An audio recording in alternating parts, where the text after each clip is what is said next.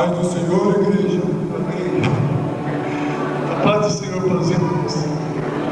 Irmãos, eu digo para vocês, eu fico muito emocionado. Eu vou chorar também. Pode chorar. Irmãos, Só Jesus para fazer uma mão desse tamanho chorar. é mesmo, só Jesus mesmo. Porque os homens, muitos homens têm coração duro, mas Jesus amolece o coração do homem.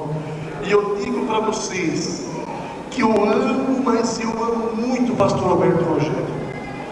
Eu conheci o pastor Alberto Rogério uns 5 anos atrás.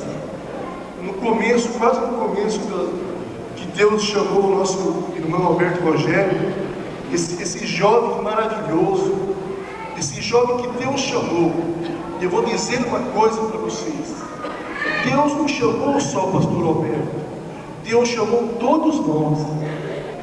Mas existe uma coisa muito importante na nossa vida, é a fé.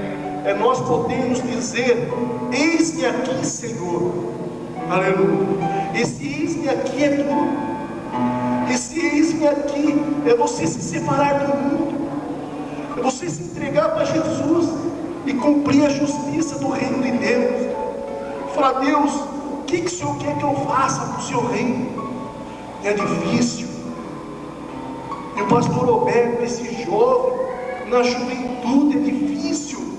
O mundo oferece muitas ilusões, mas Deus chamou o pastor Alberto e ele disse: eis-me aqui, Senhor.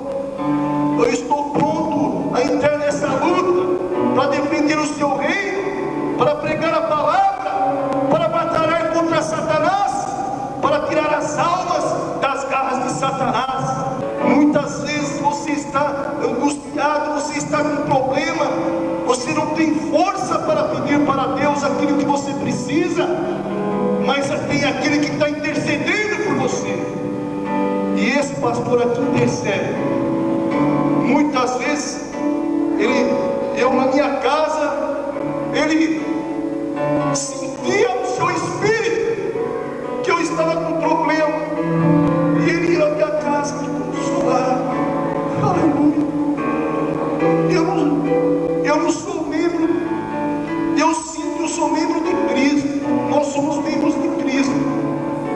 Eu pertenço à Igreja Assembleia de Deus, eu trabalho lá, mas eu pertenço a Cristo. Ele é o pastor dessa igreja. Ele não é o pastor da igreja da fé cristã, ele é pastor das ovelhas de Cristo.